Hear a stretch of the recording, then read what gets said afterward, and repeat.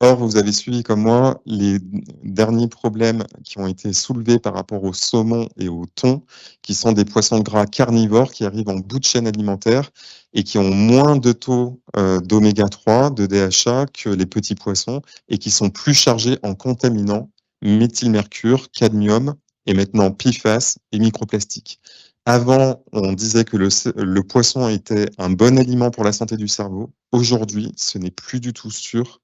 qu'il faille recommander de consommer du poisson gras. L'ANSES, depuis 2010, signale qu'il ne faut pas consommer plus d'une portion de poisson gras par semaine. Et donc, parmi ces poissons gras, c'est les sardines, les maquereaux, les anchois et le hareng, les petits poissons gras qui sont recommandés, sachant qu'on ne connaît pas leur niveau de contaminants actuel et que maintenant, plus de la moitié du stock de poissons consommés au niveau mondial est du poisson d'élevage,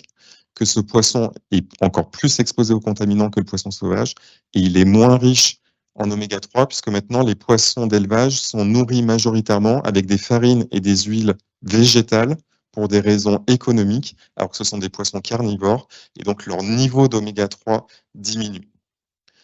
Il faut savoir que les poissons ne synthétisent pas les oméga 3, ils les stockent à partir des microalgues du plancton qu'ils consomment. Donc, il y a une solution à cette situation, c'est d'aller chercher l'oméga 3, le DHA directement à la source, c'est-à-dire dans l'algue,